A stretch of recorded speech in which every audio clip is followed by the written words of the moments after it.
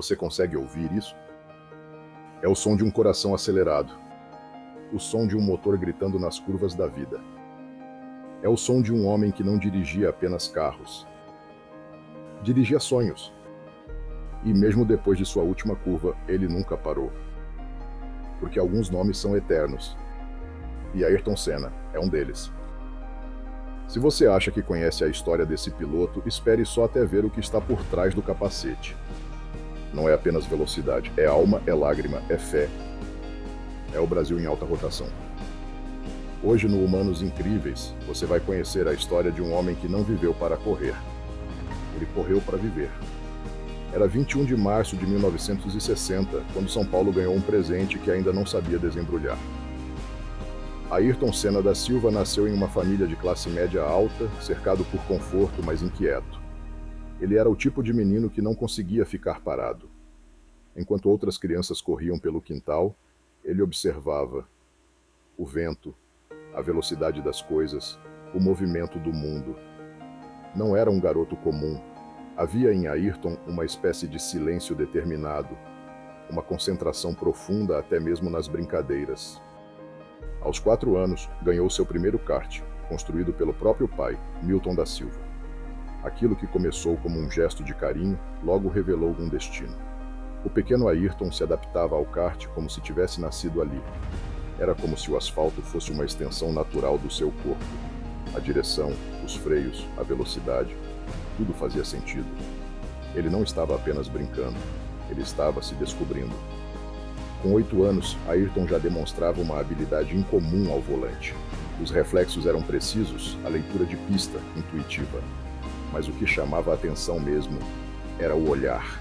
Um olhar focado, maduro, determinado, como se ele estivesse vendo algo que ninguém mais conseguia ver. Um menino com alma de adulto, que sonhava com curvas perfeitas e vitórias impossíveis. O kart foi a primeira escola, a pista, a primeira sala de aula. E o medo? Ele nunca foi aluno. Senna venceu campeonatos regionais, nacionais e logo internacionais. Mas o que mais o impressionava não era apenas subir ao pódio.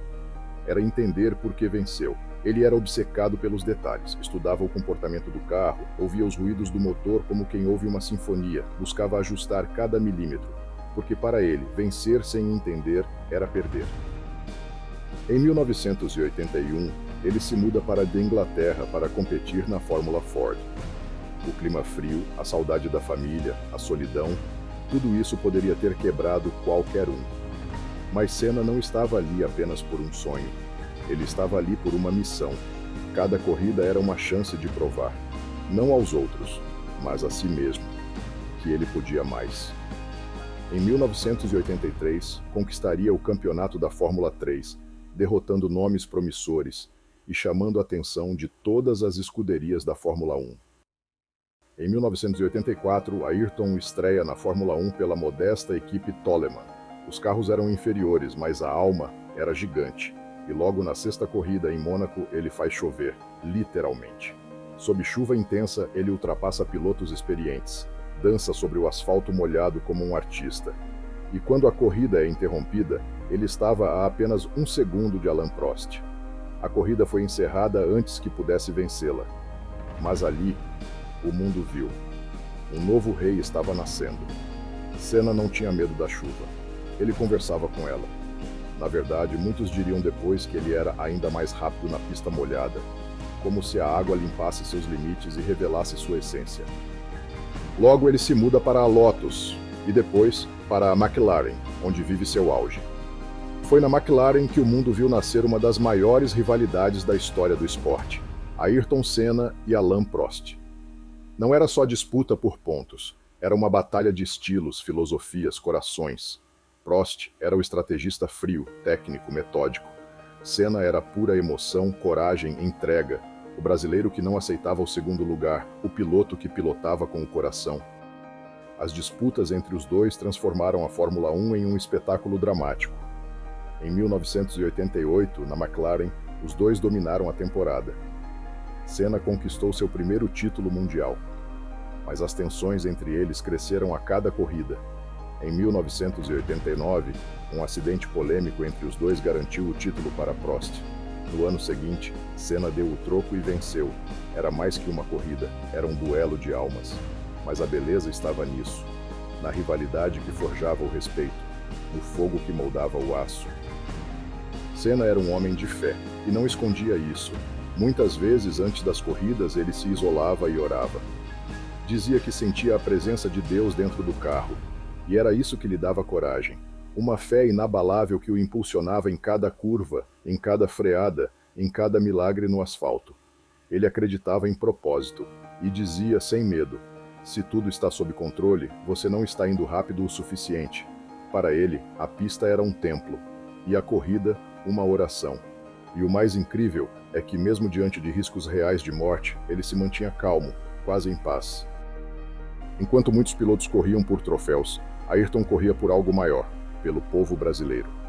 Em um país mergulhado em crises econômicas e políticas, ele se tornava símbolo de esperança. Aos domingos de manhã, o Brasil parava para ver aquele homem de capacete amarelo dar sentido à palavra orgulho. Quando vencia, Senna chorava. E milhões choravam com ele. Era como se, por alguns segundos, o Brasil inteiro estivesse no topo do pódio. Senna não corria por si. Ele corria por nós. Havia algo quase espiritual em suas vitórias. Era como se ele dissesse: vocês podem vencer também. E então chegou o dia em que o tempo parou. 1º de maio de 1994, Circuito de Imola, Itália. Um final de semana trágico onde outros acidentes já haviam alarmado o mundo.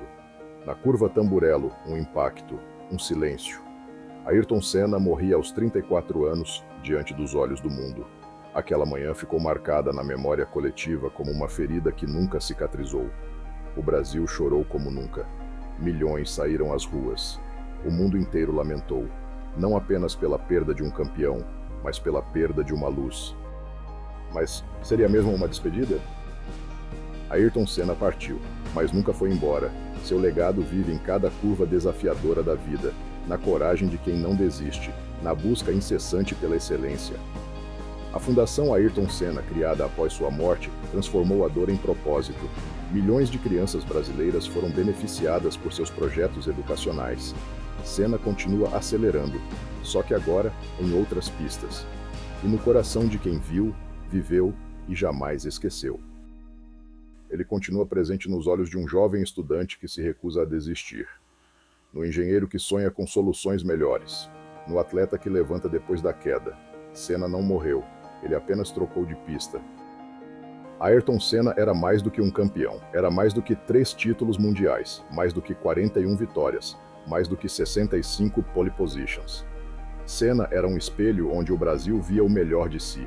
Um homem que não se contentava com o quase, que sabia que a vida é feita de instantes, e que, mesmo curtos, podem ser eternos. Ele nos ensinou que correr é viver, e que viver de verdade é nunca tirar o pé do acelerador dos nossos sonhos. Se essa história tocou você, se por um instante você lembrou do som de um motor cortando o silêncio do domingo, então deixe seu like e se inscreva no canal Humanos Incríveis. Tem muito mais histórias como essa te esperando, inclusive vídeos que já estão aparecendo aí na tela agora mesmo. É só clicar e continuar essa jornada com a gente. Até a próxima. E lembre-se, fique incrível.